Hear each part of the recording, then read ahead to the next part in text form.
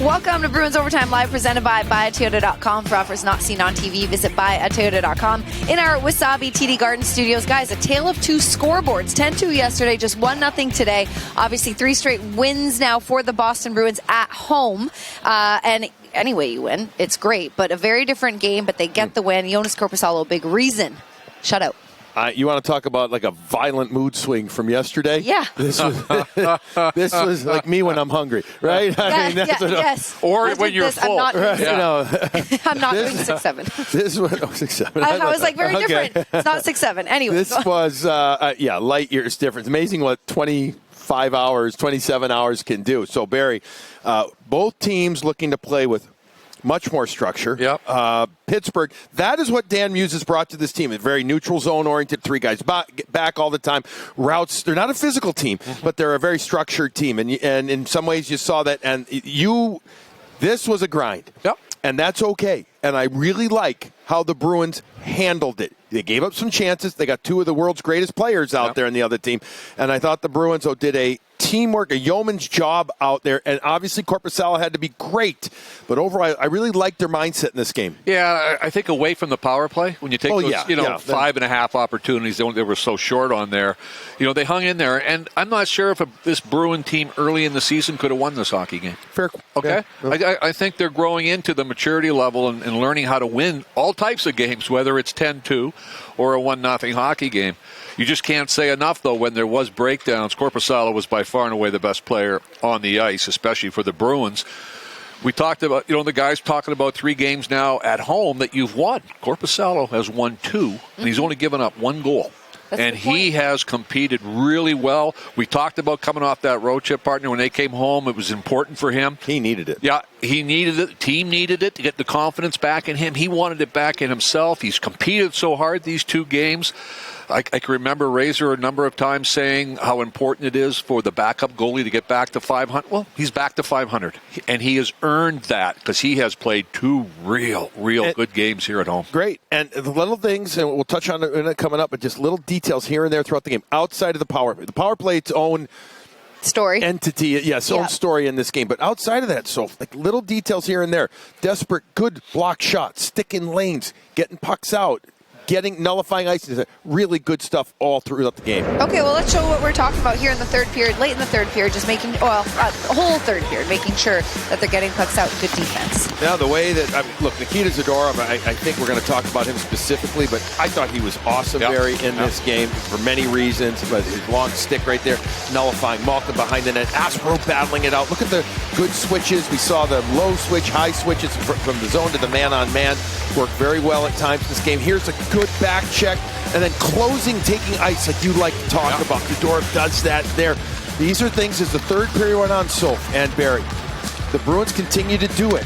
They didn't start burping the puck up. They didn't start flailing away. They kept, that's a great structured play there by McAvoy, taking away the one-on-one. Yeah, they were, and I think, again, to the forwards' credit tonight as well, by being back, it allowed your defensemen to close in.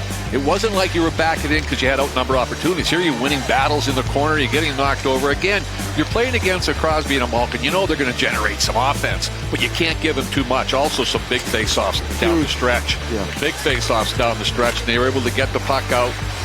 But you could feel the tension, Billy, for where we are right here in the 5th floor. You could feel all the fans around you were feeling the same way. They were knowing how difficult this was to hang on. There's the big face-off, and before that there was an icing that, and before that, Hustadinov had made 2 good plays. Like, look, you're going to have to at times take some icings at the end of the game, and they all, roared over to Korpisalo to rightfully celebrate with him. But there were a couple of Hustadinov plays, and Arvidsson nullifying an icing, Zadorov good plays at the end there, and overall that was a great third period packed by our crew, just showing numerous details that the third period had to have. Was it perfect? No. Was it close to perfect? You know what? Yeah. It was close to, in the sense of that's the kind of regular season game against a team that you are literally battling for that spot, right? That last playoff spot. It wasn't only a 10-2 game and then you're back here. It's also a 1 o'clock and a 5 o'clock. That's kind of weird. We don't really see that very much in a schedule. And this year we've been talking about it, how it's condensed and you're playing everything. That's weird.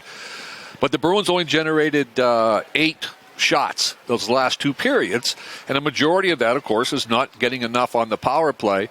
To the other thing about the defense, Billy, I really thought, and we made light of it, I really thought the fourth line was spectacular tonight. Yeah. I thought they really did a good job of trying to generate some momentum after a power play, but they were the grinders. This was that kind of a game for it. It was like a fourth line game, you know? Guys, we're going to talk about that. Don't you worry. Okay, but first, you mentioned Nikita Zadorov, 9:31, 5-on-5 versus Evgeny Malkin. We'll talk about him, but Judd talked to him post-game. Well, Nikita, a terrific performance today by Joonas Korpisalo. How valuable was he to the performance of your team? I mean, he's been great for us whole year, him and Sway. Give us a chance to be where we are. I mean, we rely on them. You know, we expect a lot from them, so they've been unbelievable, and Korpi had an unbelievable performance today. So you have a chance to play against Victor Arvidsson in practice. You played against him when he's been on another team. Just what's he like in front of the net? Because his rebound goal was the difference today. When I play against him, he didn't really have a chance to go in front of the net, so I don't know. Still, how feisty can he be? I mean, he's a competitive guy. I mean, he goes up there, he puts his nose on the line, you know, got a big goal for us today. He's been playing great as well this year. It's a great addition to our team, so we're happy for sure. Z, last thing, I need a little bit big picture here. So the Bruins have now won 5 of their last 6. If you go prior to that, the Bruins had gone winless in 6 consecutive games. What do you see as the differences in the team's play? Well, I mean, we're streaky, right, this year. I think that's how we've been. We're just going to find a way to be consistent. I think it's maturity, it's leaning on the system. Obviously, the rest is a weapon. You know, the schedule's been crazy, but everybody's in the same boat, so it's not an excuse. I think we just got to be a little more mature. I think we're growing as the team game by game, and now it's a last push before the playoffs. If we want to get in, we got to find a way to not lose 6 in a row. You know, like if you get the loss, you got to get it back right away. Thanks, Nikita. Thank you. Nikita's got a lot of weapons. One of them, this right here, Judd asking about what Victor Arvidsson was like to play against in front of the net. Nikita joking that when he played against him, he didn't give him a chance to be in front of the net. But he said he was feisty. And yeah, he talked about more discipline, more maturity in the team. I think that's what we're seeing. Yeah, you are. And I think the guy that's being interviewed is a great example to me of a guy that Billy, right from the get-go this year, he's been their best defense, most consistent defenseman, Zadorov. And he was exceptional tonight. But I think the maturity and the structure, a lot comes from him. He's developed into a leader that the guys are feeding off of. All right. Can we talk about him against Malkin, or are we going to do that a little later? Sorry, I know I was giving you the evil eye. Okay. Yes, you can. I'm just telling you, he was phenomenal. You know how many shots Evgeny Malkin had on net tonight? How many? 0. You know how many shot attempts Evgeny Malkin took tonight? 0.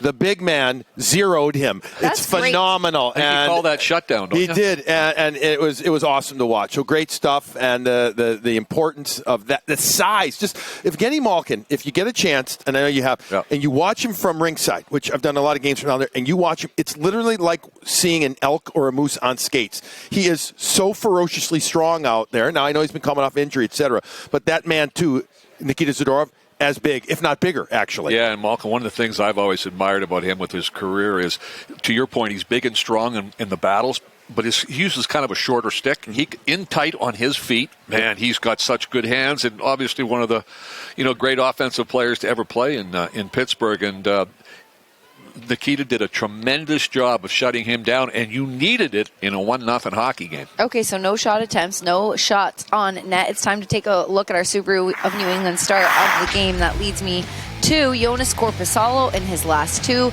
The last one was against Calgary on Thursday, so 2-0-0, .50 goals against average, and a .982 save percentage. First shutout of the season, first one for the Boston Bruins. Remember in pregame, Soph? Yes. Told you that he was 5-5-1 career against the Pittsburgh Penguins. Yes. And then he had like a 930-something save percentage against them. 923, not 30, 923. That's going to go up. So he hasn't gotten still a lot of goal support against it, but now he's above 500 against Pittsburgh in his career. That's awesome. I love how strong he was just coming out to the top of his crease in this game. Numerous times he owned that area, and they've got, between Brazeau and Malkin and Mantha and others, they've got some big boys there, and I love the way he battled to find pucks. And you know what? it seemed like he always felt puck. There was no, at least in my estimation, no guessing to his game. Well, no, there wasn't. He was following the puck very, very well. But, I mean, how many times did we sit up here, to your point about the big Penguins getting in front, Brazo coming out of the corners and taking guys one-on-one in front? How many times did we say to each other, how did he see that?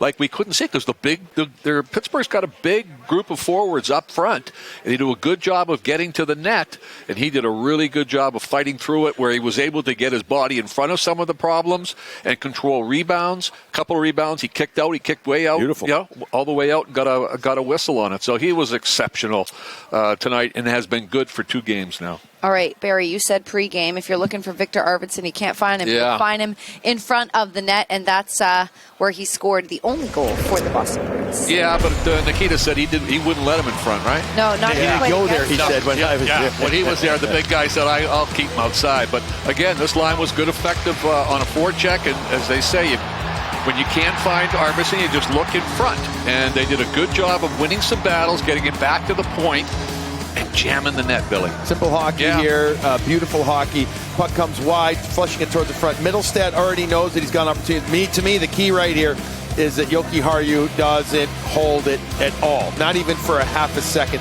He gets it, and that forces Skinner, obviously, to make a good right pad save, but then a little skate to stick, and then off the post and in. I think that actually goes off the back leg of the goaltender as well there. Let's take a look at the forward time on ice in this game, and you see some bigger minutes for Lindholm and Pasternak because of the power play time. Some PK, obviously, for Lindholm, but not as much. But overall, Eyssimont did not play much. Loved the 12 to 13, 14 minutes of the fourth line, so really liked that an awful lot.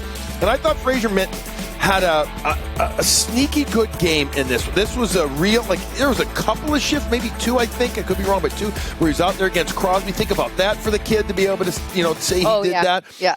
And he made some good, simple plays in this game, too. You might not always notice it, so to speak, on the score sheet, but you notice it watching the little details of the game. Yeah, the little details. You got to look at Arvidsson. I mean, 21 points in his last 26 games. He's providing some offense, some secondary scoring, and that line of Zach and Middlestad have been very steady when they've been together, and it's one of those lines that you can consistently rely upon defensively as well. They're not going to get scored against, and Arvidsson had another huge, huge goal for them with the goaltending. That's all you needed today.